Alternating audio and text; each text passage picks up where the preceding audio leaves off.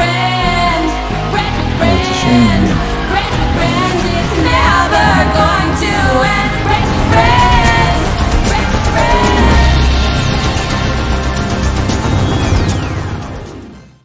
I had something of a pain.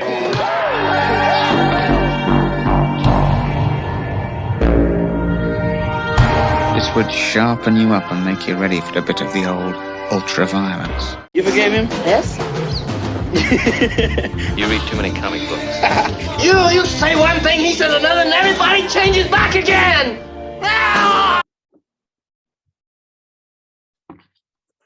Oh, yay. What's the rat's name? Nakey. Oh, this last episode we just had a hairless dog, hairless cat. Now we got a hairless rat. There you go.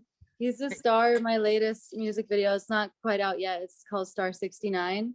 Nice. I was born in 1969. Whoa, that's cool. I have the best birthday in the world, 4/20/69. You're kidding me. I wish I was. It's a true. That's the best one. amazing. Holy shit. That's I got the really best one. cool. Explains a lot. I like both those things. Who doesn't? So Cami Alvarez, right? Yeah. Cami from Miami. Mm-hmm. My It's good been a old. long time. It's been so long. We're gonna fly back in time. We knew Yeah. each other. You modeled for me, which I still do that position that you contortionized for me. I still do that. Really? Yeah, I've done. Still painting? I have several camis that are out there in the world. That's so cool. And I you- have that painting in my parents' house. And yeah, you should. I wish I could show it right now. Oh, maybe like- I have an image of it. Maybe we can show it. Awesome. Or a Yeah. version of that, but you got the first one, which was I still have the photographs too. That was a fun time. We were roommates for a Yeah. short time. Yeah. You didn't kill me, which is You awesome. did- Likewise. Back in Venice. Okay, so we've already started. This is my Brett's with Friends, episode 58. Cheers to you, Cami from Miami. Thanks for Wow, being on the show. Yeah. And so we're gonna get right into it. You got a lot of stuff a lot of ground I want to cover. Mhm. And super casual. I'm obviously smoking, drinking, whatever. Feel free to do the same.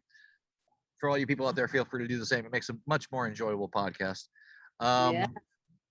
So Cami, you're from Miami. I can't make it up if I wanted to. It's too good to be true. I thought of it before Hannah Montana, and when that came out, I was pissed. I remember. I was like, she jacked mine. Jack my shit, man. Yeah. Well, she's a pretty cool chick. So maybe one day you guys can do have some sort of Battle. some sort of what is that, collaboration. Yeah. So tell us about you. Tell us where you grew up. Tell us about your contortionizing, your vocals. How did it all start? Give us the baby Cami up till now, and then we'll just go from there. Okay. Well, my parents came from Cuba to Miami. My mom got into modeling. They came younger. They didn't come together, but my mom got into modeling. They met through being mutual friends with Gloria Estefan, because that's how small of an island Cuba is. Everybody knows each other. Gloria Estefan's dad was actually one of the forgotten 24 that Kennedy forgot to emancipate from after the Bay of Pigs, with my great uncle. So my dad's uncle. So that's a weird connection, but yeah, they were in jail together for 20 years, being tortured together for refusing to do the prison work since they were political prisoners. And now there's a movie on them called Los Plantados. It just came out in theaters a few months ago, so that's cool. Yeah, my mom was always into modeling, and she was on Sábado Gigante. She was all over Latin TV, and I was too, kind of as a kid, as a baby. She got me into commercials and some novelas and stuff like that. But and singing lessons. I was always into singing. She asked me like, you know, do you want to keep doing the dancing or the modeling? And I was like, I want to take singing lessons since I was 5. And they were, I don't know, they weren't great. Like, I don't know. It was actually like, I was one of my, like my second singing teacher was really into competitive like Spanish singing, and like they were making me do like all these like sexy songs that weren't even like very like vocally challenging. It was like little girls trying to be like, ah, like, you know, like, I don't know, it was weird. But eventually like the I got commercial into stuff, like the commercial versions of yeah. that, like a almost like a child like a almost like a child entertainment, like Mickey Mouse sort of situation. Hana Montana sort of, you know. I was I was in a Pampers commercial when I was like 6 months old. That's when it started. I was like in a milk commercial and I was like 3. My highlight was that I was in a Spice Girls toys commercial when I was 10. That's like the Is there highlight any of way my of career. getting that? Can we get that video? Oh man, I don't know. I looked for it on YouTube, and for some reason I only found the European version. Well, I guess because they're from England. Yeah, there was an American version. I'll try to I don't pull know it. how we could find it. I'll try to pull it. But I played Posh Spice, and that was awesome. I was like in some music videos, Little Romeo, and Trick Daddy. But then I got into musical theater, and I was really serious into that in high school. That's when I started to like really like belt and stuff. And then I thought I was going to go to college for that, but when I like at orientation, when they were talking about the classes, I kind of realized like that the college I picked was like kind of very like basic with that. And I went to a really good like musical theater high school, and I felt like they were kind of like pushing me back. So I transferred to the film school.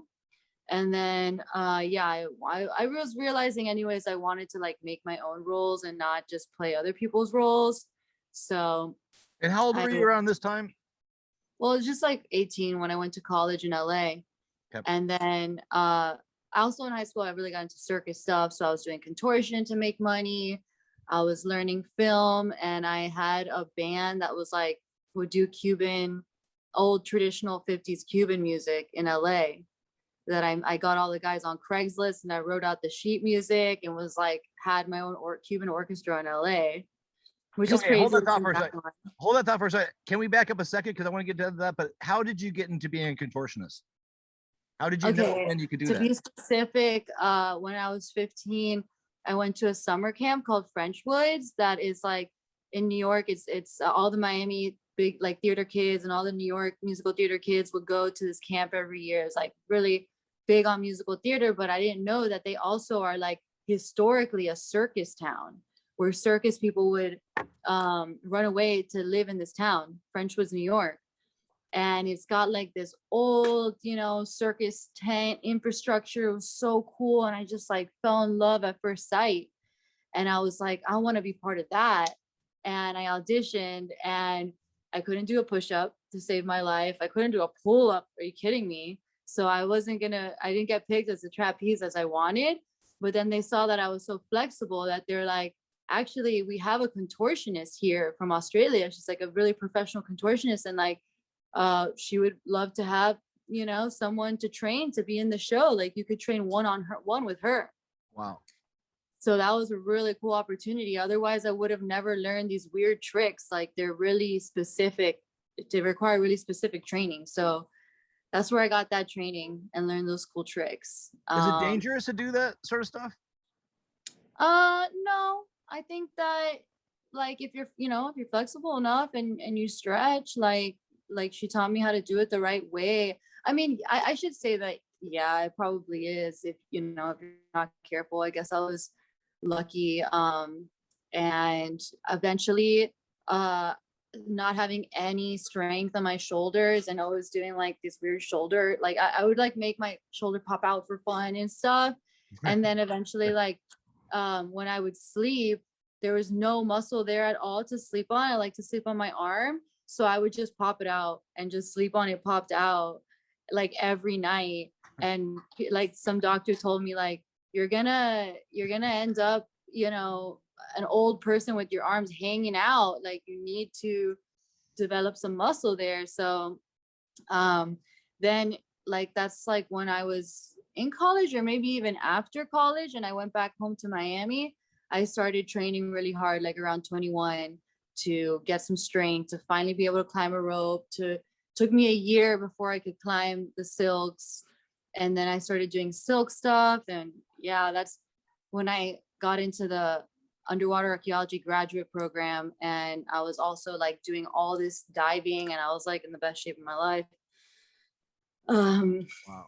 Yeah, So and then the water after that, is the water a really good way to, because I had a shoulder injury and I've been doing a lot of yeah, swimming and it seems to be building up my muscle a little that's bit. the best therapy. Yeah. Swimming's best, right?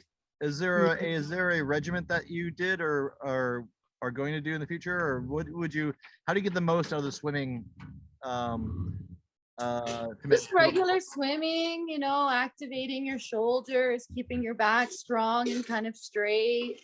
Yeah, and just like the diving, a lot of people don't dive correctly, but when you are diving correctly, like you are activating your core to keep your legs and your thighs kind of straight and in line with your core, and your shoulders. You're supposed to be like flat. You're not supposed to be like all over the place, you know? So that takes some core strength. Okay, so let's go back into the music now, because I wanted to ask about the contortionist stuff. Yeah, it's crazy to think about I had a Cuban orchestra and stuff in LA. Like I didn't really realize how big of an accomplishment that was at the time. First of all, LA not being Miami and not having as many Cubans. All the Cubans are concentrated pretty much in Miami. And I had to train these guys who were mostly Latino, but not Cuban, to do this music. And then also, like after I finished my graduate program and I went back to LA because I wanted to do music again. I was doing like solo experimental music, and then kind of a series of unfortunate events happened that led me to having a concussion that led to me writing all these period bomb songs. And I was trying to put together a punk band also through Craigslist. It was, you know, to this day, I guess it's easier to get actually an orchestra together to read sheet music than it is to try and put a band together that is more intuitive and everybody is like just writing together. That was my goal. You know, I wanted a real band where we create this music together, and that we don't, you know, we're not like writing, like it's just more like intuitive and it's more of a feeling.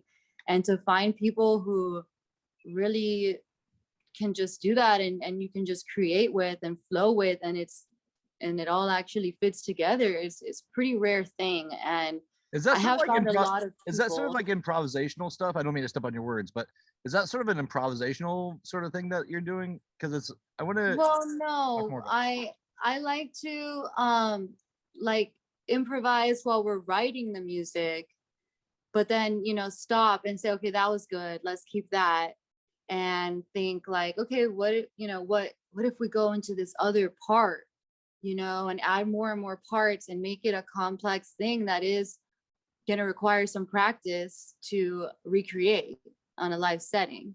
Yeah. So we've done that before. I think I had the best luck with that, honestly, with my Miami lineup. My LA lineup was really fun.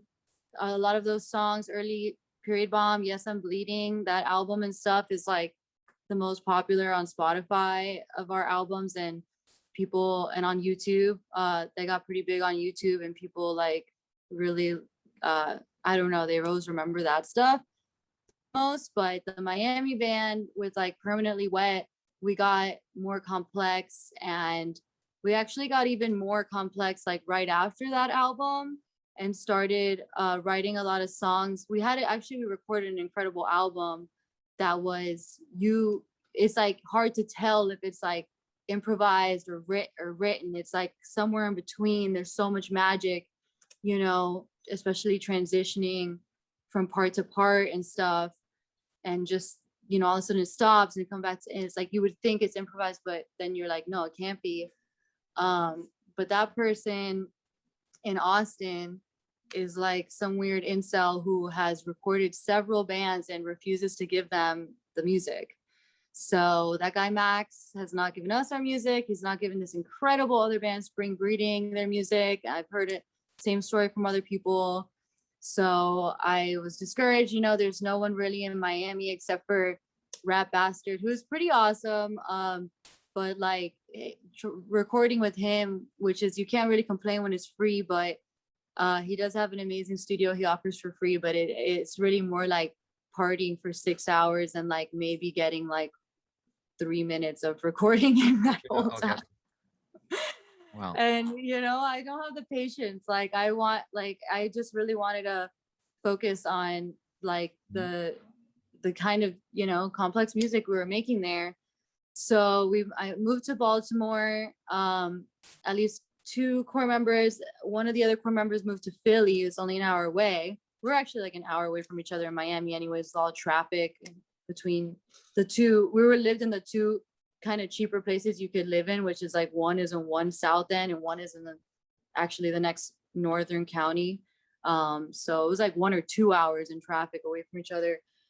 So now we actually live closer together. And we work on music sometimes, but like these pretty much 2 years have been very overwhelming for us as social activists. Her especially, Gladys is a superhero. She has housed probably hundreds of unhoused people, opening up places and creating squats, like just changing the locks herself. She's a badass. She was like DIY queen of the century. Like she could fix any car, any instrument, any electronic, anything.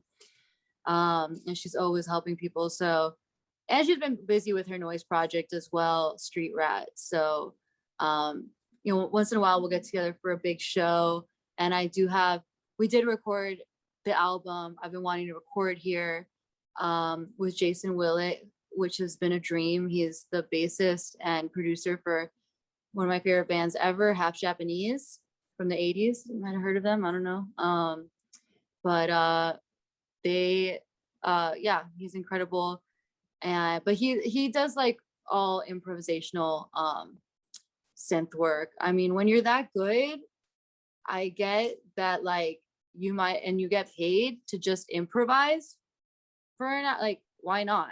Yeah. You know, so he's never added one improvised note that I haven't liked. But I do miss like having the structure where we like just get together every week and we have a group of people who are like, okay, how do we make this song like even more interesting or better, you know?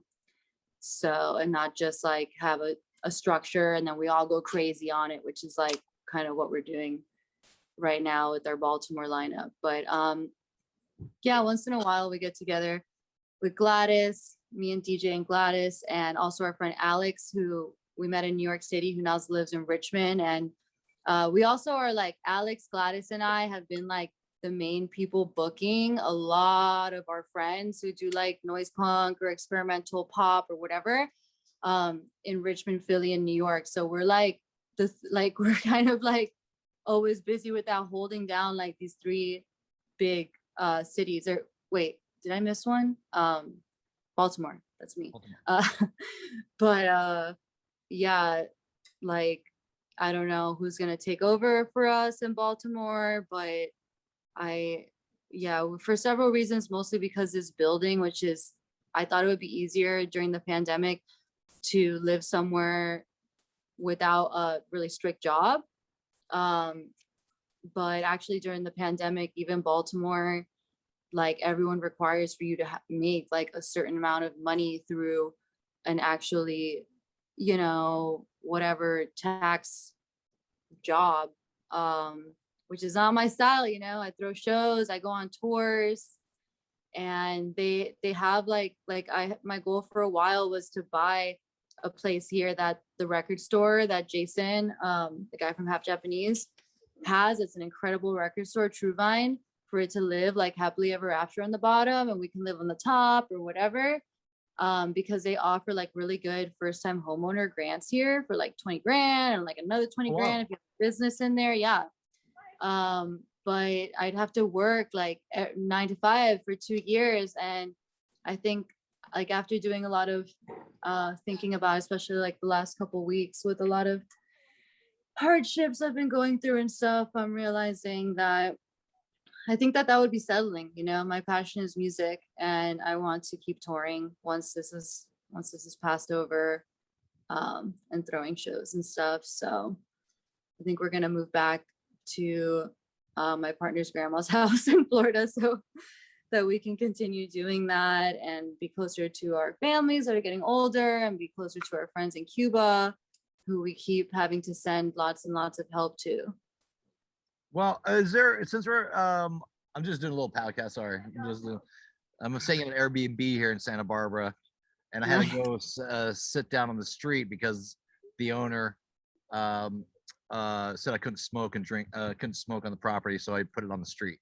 Nice. That's why we have a unique location. But so can you, because I want to play one of your period bomb pieces, because to show a little bit, is there a piece that you can send me, like an MP4, or do I have to grab it off the internet or something like that? If you can send me an MP4, can we play one I right can. now and you I introduce it? think that I can send you an MP4 of one of our recent unreleased videos. Sweet. Is this a wait? If the internet no one seen this at will all let yet? me.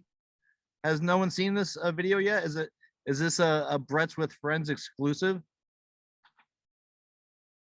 Uh-oh. You locked up. Okay, so where did we miss? Okay, so can we back up and just continue? Okay, so we all that stuff we missed. So that I still incorporate the contortion sometimes if I'm feeling it on stage, which is another reason I kind of miss Miami. I miss LA all the time too. Miami and LA are definitely my favorite crowds. They go crazy. They inspire me a lot. That is like where my main inspiration comes from, is playing to a really energetic crowd.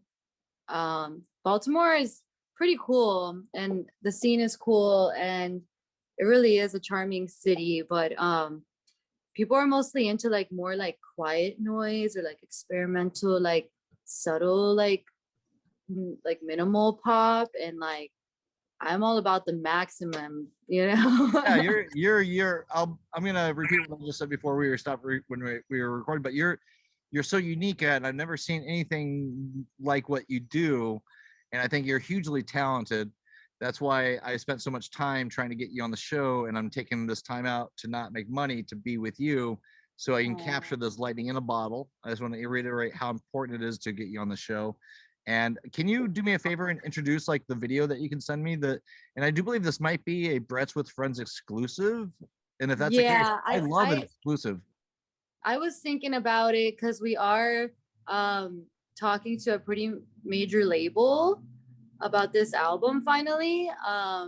After about 6 years of doing this band, the label's Kill Rock Stars. I'm just gonna say, I think that the only reason I could think of artists being like, we have big news we can't talk about yet because it's not official, is that they're afraid that the label's going to change their mind and then they'll look bad. But I'm not ashamed if they change their mind and they get scared. No one's going to see this anyways. This is just for me and you. So your label's not going to see this. Exactly. First of all, there's that. And second of all, even if they do change their mind with us, like I'm a little autistic. I really believe I'm on the spectrum, like, because I cannot keep a secret, like, or anything. Like, if there's something that I know someone should know and I'm not supposed to tell them, I will be like they will see it all over my face, and I'll just like have to say it eventually. And that has gotten me in a lot of trouble. I had one or two Vice articles written that they went back on because of something I said. Same with LA Times. I've messed up a lot of things, and you know what? So has most bold women, unfortunately, that I look up to.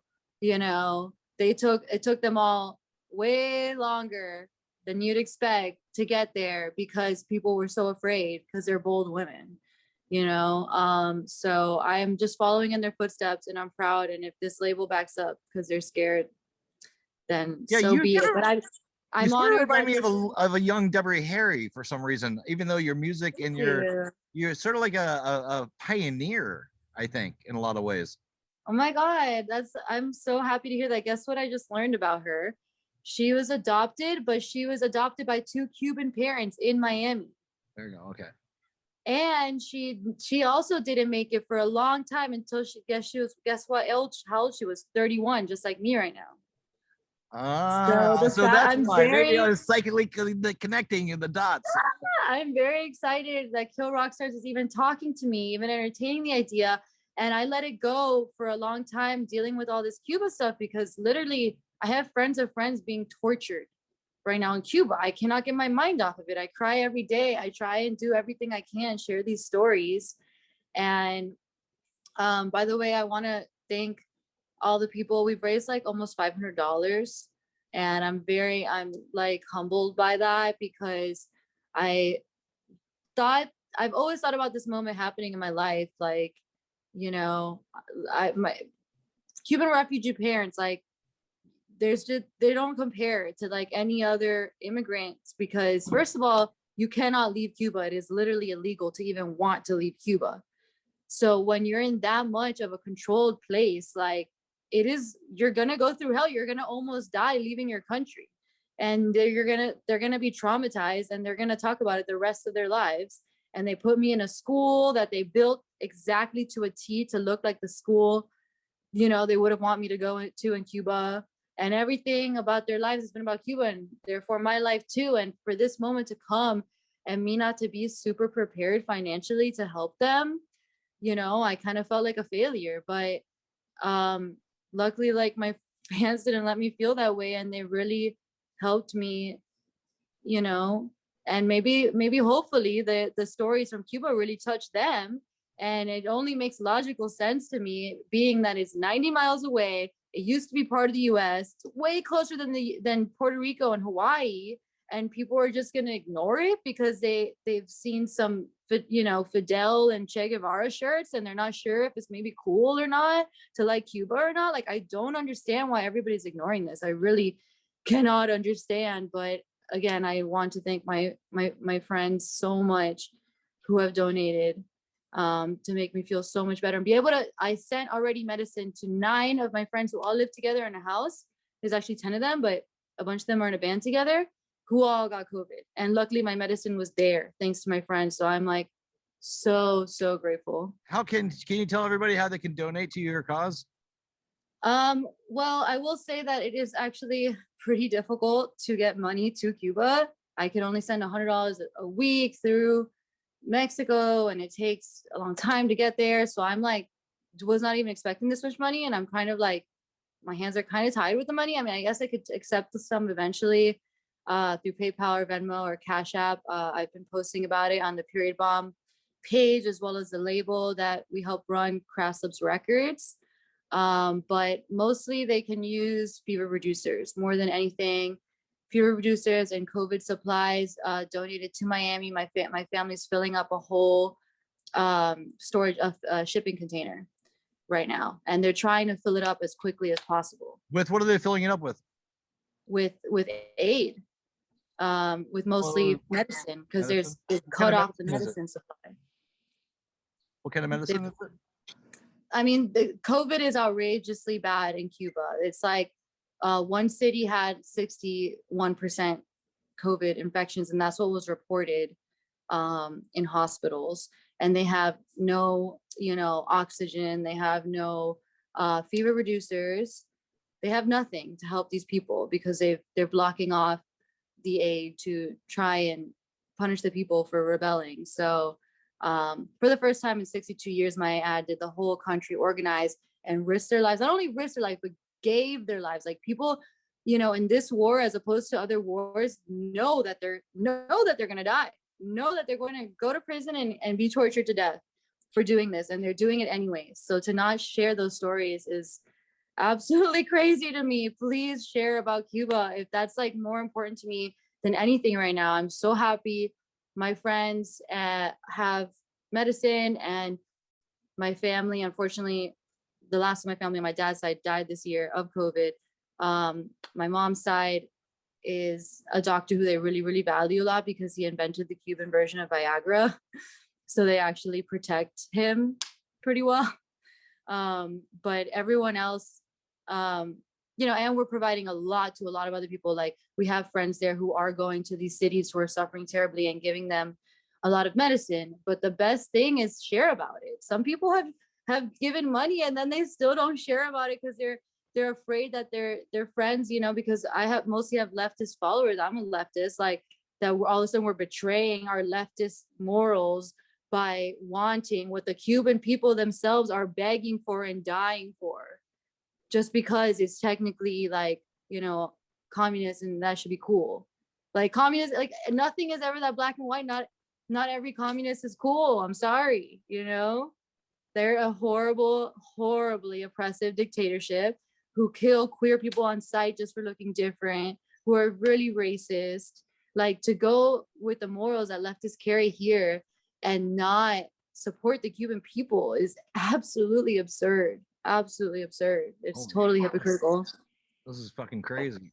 Yeah, it really, really is crazy that what's going on there, and nobody's talking about it. How can people find out more? Can you just, I mean, do you want to share a story at all, or do you want to, how can we enlighten people about the situation more?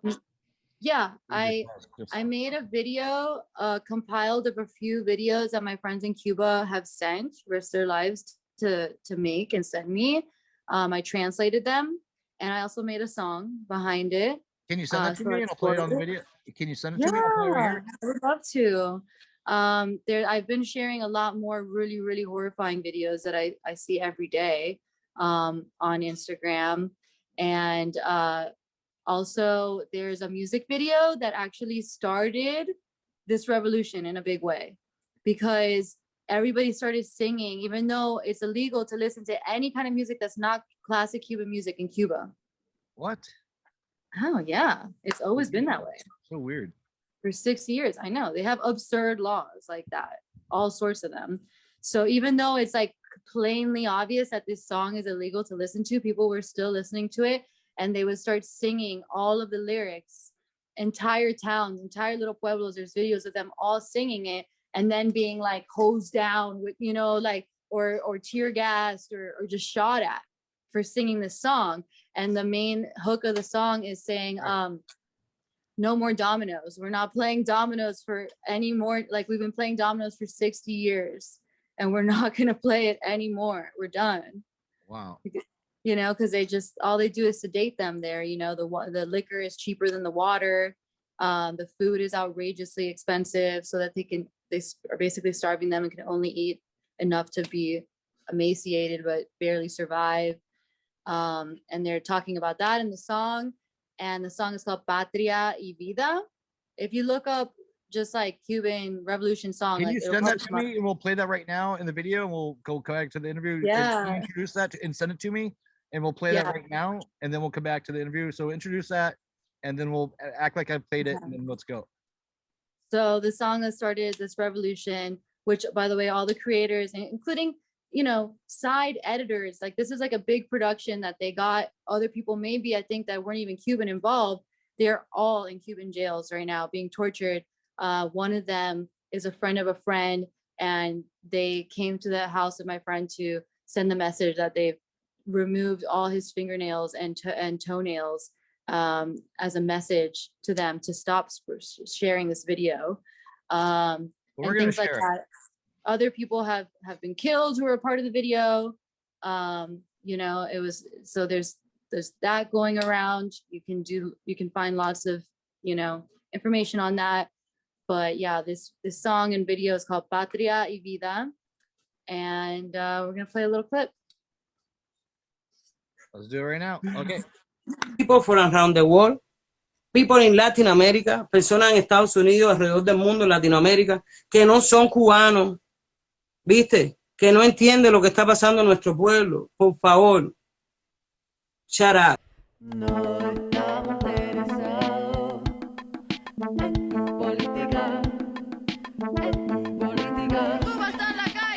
Nosotros también solo queremos liberarnos en este siglo cruzado. Si tú eres feminista, si tú eres antirracista, si tú eres antimilitar, definitivamente tú no puedes soportar el gobierno cubano. Mira las noticias, están reprimiendo personas, están disparando personas, están matando personas. Y a lot of people are saying that are fake news. They are not fake news. It's not CIA things. It's nothing to do with US. It's the pueblo. Estamos falta de medicina, de corriente, como en este momento que no hay. Que han venido sucediendo en Cuba desde el día 11, la represión de los militares contra el pueblo, por el hecho simplemente de manifestarse y salir a la calle a pedir libertad.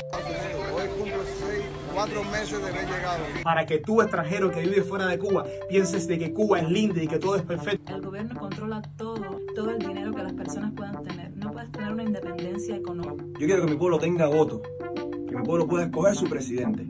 Nosotros los jóvenes no tenemos la oportunidad de poder lograr nuestros sueños en Cuba.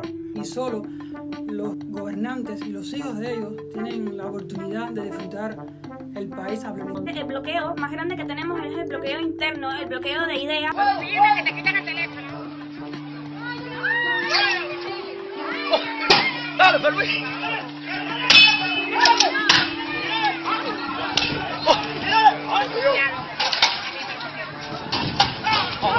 No le den, chicos, que no le den.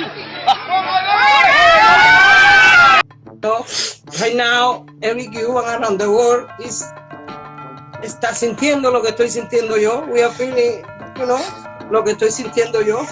Porque es muy fuerte. What happened right now in our country? The police are killing people. And people around the world are doing nothing and saying it's fake news. So no. Sabemos que el capitalismo es malo, sabemos que el imperialismo es malo, sabemos que todos los gobiernos del mundo son malos y que todos los pueblos del mundo tienen derecho a luchar en contra de los malos gobiernos. ¿Por qué piensan que el gobierno de Cuba es bueno? ¿Por qué hasta ahora una pila de gente piensa que ese pueblo no tiene derecho a luchar? Que ese pueblo no tiene derecho a expresarse. ¿Por qué? Wake up, despierten, son 62 años, 62 years. On that dictatorship system, no podemos más. Oppression is oppression. So that shit, don't question it. No es para cuestionar. No, abajo Fidel, abajo el comunismo, abajo la dictadura. The COVID case, more and more and more and more and more, because what we got there, nothing. No medicina, no nada. All the doctors, the Cuban government selling the doctor to other country. They take money for that and pay the doctor nothing. Entonces hace falta que se respete un poquito al pueblo cubano y no sigan repitiendo la misma cantaleta, que es el bloqueo. El bloqueo no tiene las cárceles llenas de gente por pensar diferente.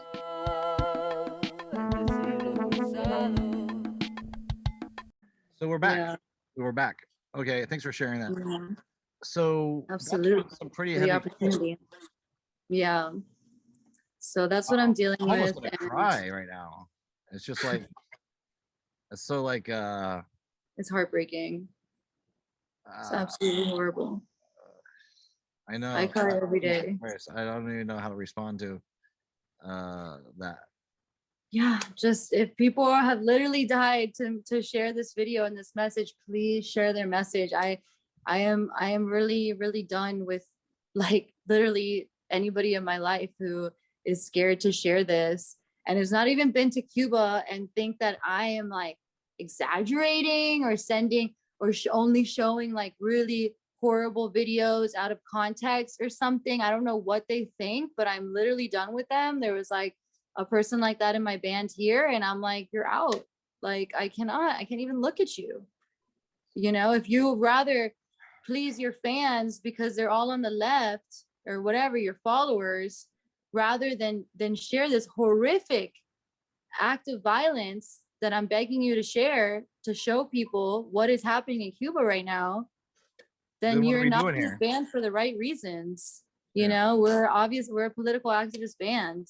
And a lot of people are activists, until it might, it doesn't bring them the clout that they want.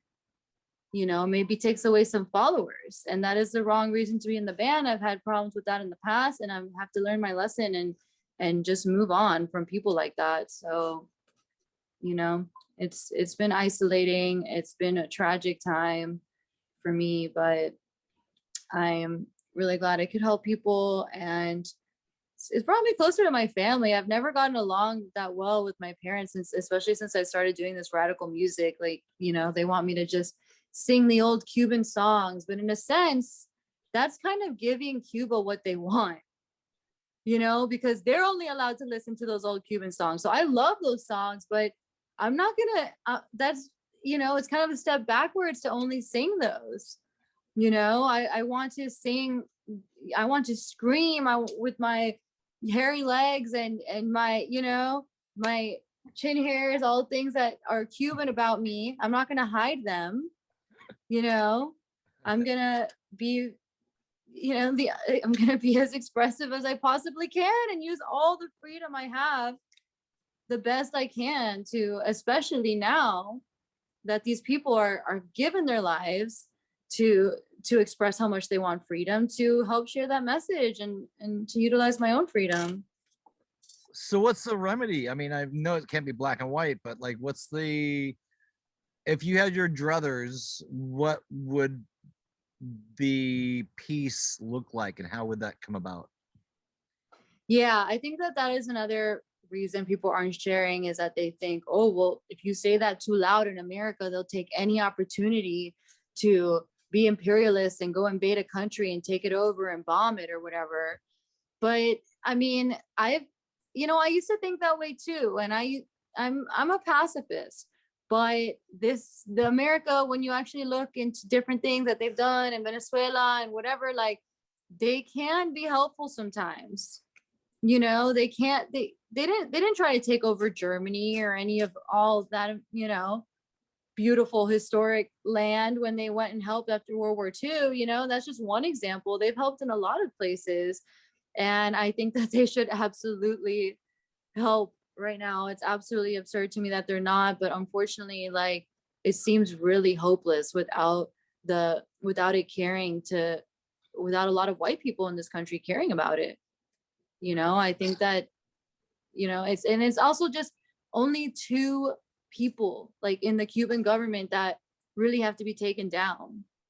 Everybody else is like dying for this system to go away already. Even the people who are kind of at the top, some of them have escaped and they come here, and I've shared their videos as well, and they're like, look, I benefited from this system, but nobody with a heart can benefit from the system. They kill people for just saying anything against them. They're the only people really in charge, making all these people do these horrible things are just egotistical, heartless assholes, and nobody really enjoys working for them. We have to stop this. They are killing people right and left for no reason. We have to stop this.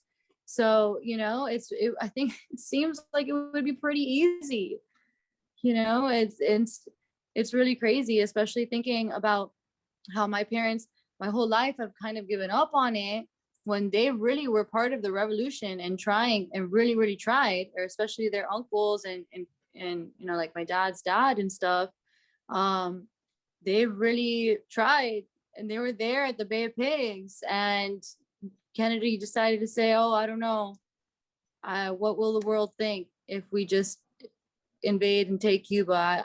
I'm going to send my men back, and bailed on all my family members for them to get imprisoned and tortured, so if he wouldn't even do it, I don't know if we have any hope. But I think that it's really, really outrageous that we're not even trying with Cuba right there. Like, it's racist.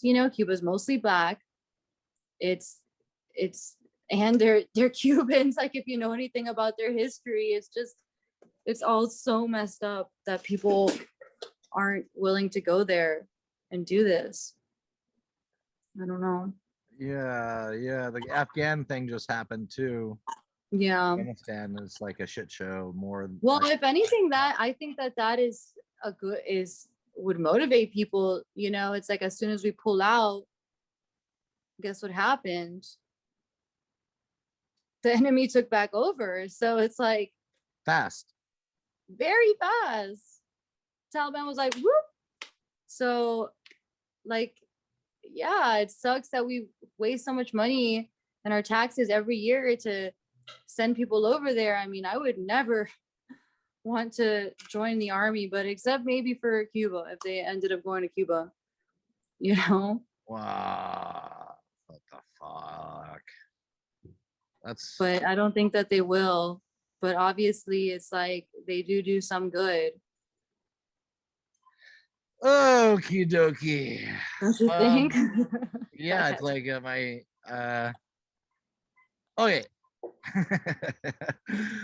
Let's talk about the how do you release your music? I mean, I guess you're waiting for this manager.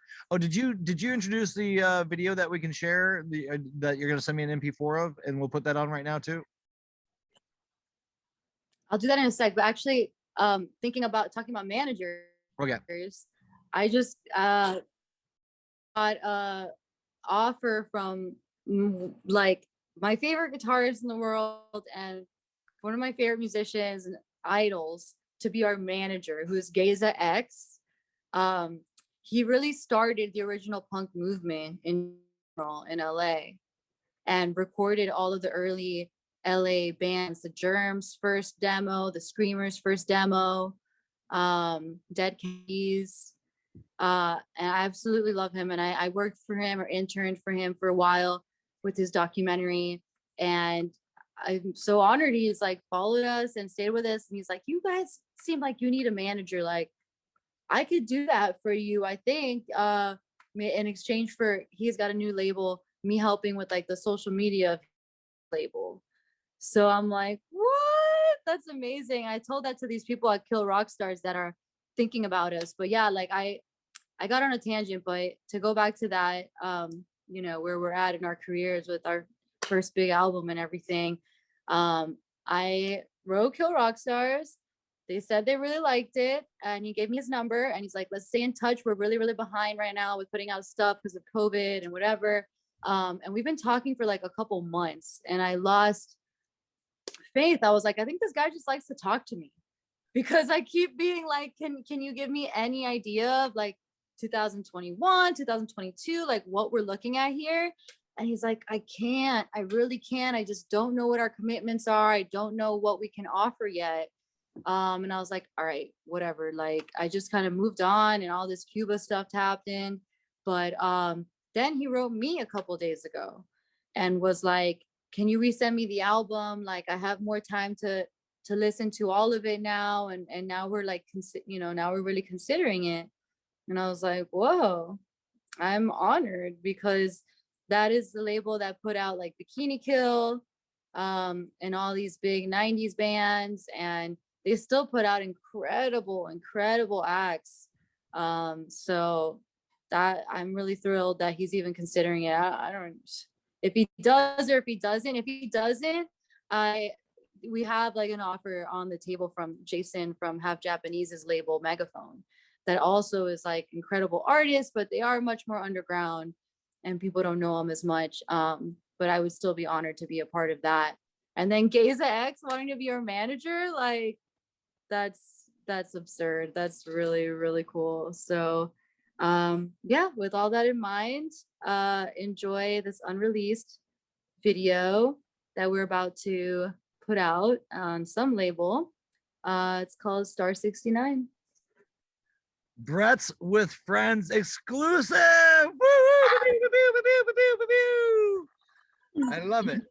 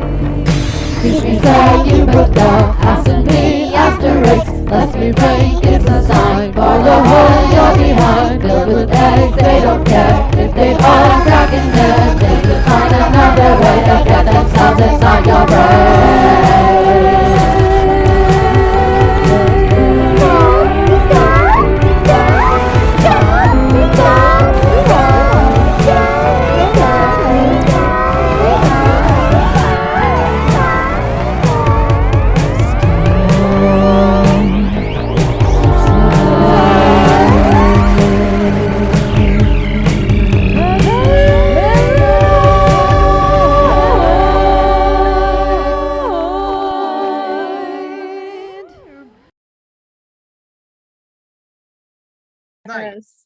I love a good exclusive. Okay, and we're back. Thank you for doing that. That is good stuff. I always like it exclusive. BWF exclusive. Episode 58. Cami Alvarez, Cami from Miami. Pioneer, rock and roller. Yeah, throughout the years I've been following your concerts and your videos and so. Oh, you're off the air. You're off. You still there? That's right. Yeah. I've been following your I'm watching some birds chase a squirrel on the line right now. Funny. I've been watching some of these videos. They look like they're pretty intense, like your live shows. And like, how are you basically a punk rocker at this point? Or I mean, I hate to label you, but I mean, I want to understand your flavor because it's so unique. It's hard to label us. We really like to blend a lot of genres. This song that we're giving you an exclusive of is pretty pop. I reckon it's pretty much just pop, like not even okay, maybe it's a little experimental pop because there's like some weird sounds in there and stuff. But I think like the rock is definitely the attitude, and whether it's like a soft ballad, which kind of rarely happens, or a pop song. If it's a pop song that I think, or anything that I think is kind of catchy, like I'm stoked. But yeah, like I definitely just I write songs honestly just like kind of I don't know, once in a while. It just kind of comes to me out of the blue. Like at least that's how I most like to write songs, especially here since we moved here and we haven't like regular. Oh, you're popping in and out. If we get disconnected, on the structure, if we get disconnected, sorry, if we get disconnected, just come back to the video, okay? Or come back through the admitting because you're kind of getting choppy. I was just saying that like this last song, Star 69, we just made this video for, is a pop song, and I was really stoked that it came into my mind. You know, if a pop song comes to me, that's great. Like usually it's just screaming in my head, and I'm very lucky to be like, hey guys, let's get together. Like I have a lot of screaming voices in my head I have to get out, and people just are not people, like my bandmates that I'm very lucky to have this connection with, just feel it, and whatever they end up playing, it ends up being perfect. I mean, sometimes I come up with a bass line or a beat, or sometimes it's my partner DJ. Most of the time, I think lately, most of the time it's my partner DJ, holding down these amazing bass lines and beats that come to him. But and then like, we're so synchronized that I just kind of come up with the rhythm or whatever of my lyrics, kind of at the same time. But sometimes it's just, I just have words in my head and I just say go, and they just work with the first thing that comes out. I don't really have any like method, it honestly, lyrics that I think are good enough to be in a song only come to me once in a while. They don't come to me super regularly.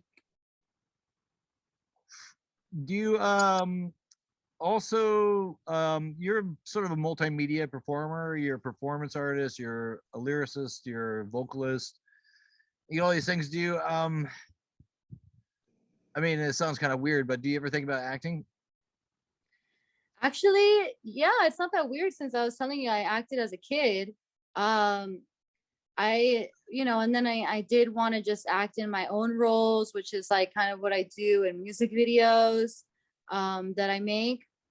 But I have been thinking about, I mean, I had a big problem with acting for a while, like during college, basically when Well, you're locked up. So where was I? Oh yeah, acting. When I started smoking weed, basically, I started like tripping out that I was like too good of an actor. And I would do that thing where when you're with someone with an accent, you start accidentally doing their accent. Yeah. And stuff.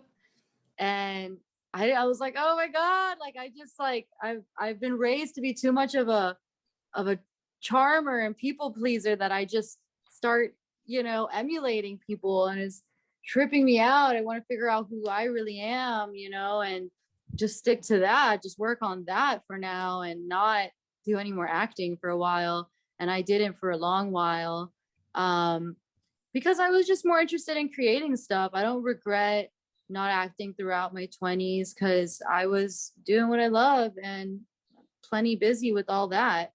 But now, I mean, maybe it's just COVID because things have really slowed down and stuff, but well, you're an empath. You probably take on I'm similar, as I will take on the attributes of the people that I'm around, and if they're negative or positive, and that's why I can't be around certain people, because I will start taking on their traits, like a Zelig. Like there's a movie that Woody Allen made a long time ago where he would take on the traits of people. It was a black and white movie that was done a while back, but you got to check it out. It's called Zelig. It's a Woody Allen movie. Okay. Where he turns into he turns into characters that he's surrounded by, and he goes, it's like a Forrest Gump situation where he finds himself in all these historical situations. And he becomes like a Nazi, or like a soldier in the Nazi army. He becomes it's a really, I mean, I haven't seen the movie in like 30 years, so but like I maybe, but as an empath, and I know that that word is like thrown around. I'm an empath, but I am sensitive to the me personally. It sounds like you are too. Sensitive to the energies of the people around them. Yeah. You can't really, like, I've had to get rid of a lot of friends these last couple of years. Like I was like, that was it. I can't. If you're gonna make COVID about you, I and make everything about you, I can't. It's not about you. You know, it's too sensitive. I'm too sensitive. You know, and I'll start acting like you. You know, it's like I don't want to be acting like you, or get used to that. You know, that unempathetic, unemotional, me, I sort of situation. Yeah, I think I'm the same. I'm pretty similar. But yeah, I guess, I don't know, with COVID and watching so many movies, there's a really good movie house here, like a video store. It's like probably one of the last video stores in America that you can rent VHSs and DVDs. And I am gonna miss that place. It's amazing. It's got like every good director. So I've been like really getting back into good directors and good acting and wanting to do more things like that. I did act actually in someone's short film here. And I've also been writing a movie that's like loosely based on Period Bomb. I don't want to give it away because it is such a like good honestly idea. I don't know how nobody's done this yet. And if I start talking about it, I know someone's going to get to it before I do. That's fine. But yeah, I'm working on a movie that I would act and hopefully like other members of Period Bomb, but then some of them might have to also be actors. But yeah, I think that I think I can get it back into acting, especially in Spanish. Like I grew up like really like trained to have that generic Spanish you need to be in Spanish commercials and radio and stuff. And watching some like soap operas lately and stuff, like I can just like get right back into it. Like I'm like, and also like I'm working at a bar right now, and finally I meet like the first Latin people I meet in Baltimore, which are the cooks, and I'm just like, you know, use any opportunity to like get my Spanish right back. And then they're like, you have like such perfect Spanish. Like, how do you, they're like, your Spanish is like more perfect than ours. It's like that generic, like radio voice Spanish. I'm like, I know, I really do have that still. And it's like a really good skill. So I might as well try and make some money off that now if I have the time. They're slowing down with shows and stuff. I think I'm gonna get back in. You should. Yeah. You have a timeless look. I remember that photographer off of Westminster that took that picture of you upside down. Guy Web. Repeat that again. I think you locked up. You locked up again. Guy Weber. Webster, right? Guy Webster. Oh, your voice is on lock. I wonder if it's me. If it is me, let me know. Oh yeah, there you go. Okay, you're in real time again. So it's Guy Webster shot that photograph of you. Yeah, that's so cool. Yeah, because he photographed like the Rolling Stones and the Beatles. Like he was like a classic old rock star photographer. And back then I was like, I'm just a contortionist. Why do you want to photograph me? And now I'm like a rocker and I have a freaking Guy Webster photo, and that's so cool. Yeah, it's a dynamite photograph. You do have a classical look. There's undeniable. And you do have that it thing. So I'd love to see what, I'm excited to see what happens with your career, and because you're like a diamond, baby. You got multifaceted, baby. You got different sides to you. I'm a big Cami fan. You can. Aww. Ooh, look at the lighting is good there. Let's try to wrap this up. I could talk to you for another 3 hours, but I'm sure you have things to do. And I'm gonna have to go pee. You want to go pee real quick and come back? Or do you want to just wrap it up? Okay. I think we can wrap it up. Okay. Anything you wanna tell your fans or let people know how to get a hold of you? Like, because it seems like it's just a beginning for you, even though you've had many beginnings. I just really want people to share about Cuba. Like, you can talk to me, okay? I'm Cuban. Like, it might just be my parents that's Cuban, and that to you think that, other immigrants, their children aren't as informed, but Cubans are different because we're ripped out of our homes without wanting to, and that trauma of a Cuban, especially that grows up in Miami, is absolutely ingrained in their children. Like, I can't get away from it. They didn't leave because they wanted to. So, they're constantly trying to be back there and making our house like if it's their house in Cuba, and talking to me in Spanish and taking me to Cuba. So, I've heard other people say this before, actually just recently for the first time, and I was like, thank you. Is like this curator in this New York big gallery, I forget what it is, doing a Cuban art show, who's Cuban. She was saying, my parents are Cuban, yes, but I am Cuban. I am a Cuban artist because, we're different from other immigrants. We did not choose to leave. And I would have been born in Cuba if it was not for this dictatorship. And all of my art is strongly influenced by that suffering.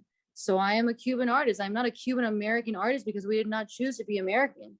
We did not choose to be Cuban American. That was not our goal. We're Cuban. So I'm Cuban artist, and I've spent like entire summers in pueblos there, helping with different things, summer camp type thing that we did there. Lots of stuff. And you can talk to me. I'm not I'm not politically motivated by either side. This is not a political issue. It is right or left issue. It's a human right to have family and friends there that I care about. So I'm just sharing their message. All I'm doing is relaying that message and begging you to share it too, because they are literally risking their lives or have given their lives to share this message. So that's my final message, is just please share Cuban Voices, and thank you for listening. And how do they find you on your social? If you want to give out any social. It's _bomb. The word _bomb on Instagram, _bomb on Facebook. That's pretty much it. _bomb.bandcamp for our music, Spotify or whatever. But the whole collection, every song is on. Is on where? Is on where? Spotify, you say? Bandcamp. Bandcamp. No, Spotify only has select song album, the entire, or like there's some albums that are like collections or split. Okay, you're cutting out. Discography, you got to go to Bandcamp and find us there. We got a big one coming out soon. Also YouTube. All right. Well, we had music a little, videos on YouTube. I edited all of them. and one more time, just in case you're cutting out when you said that on YouTube, it's Bandcamp, or is it Period Bomb, or just because we've had a little bit of technical problems here. For YouTube, follow us on Bandcamp or YouTube. I edit all the videos on YouTube, and our entire discography.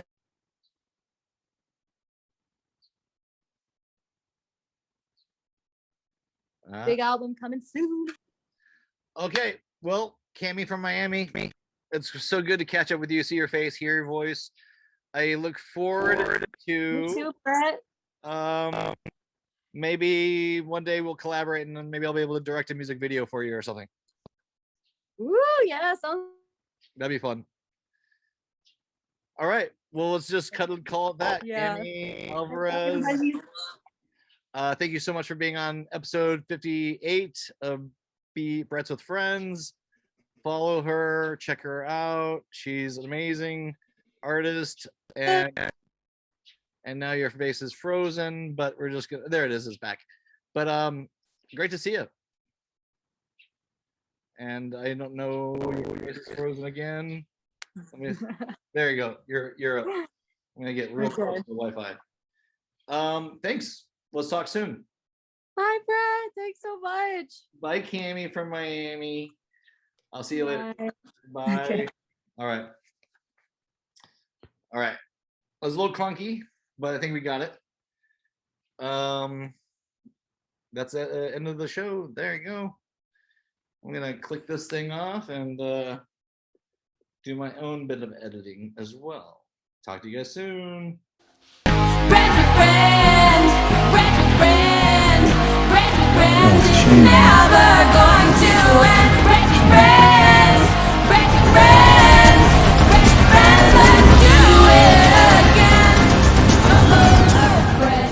again.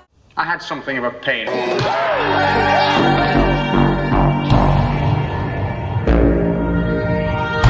This would sharpen you up and make you ready for a bit of the old ultra-violence. You forgave him? Yes.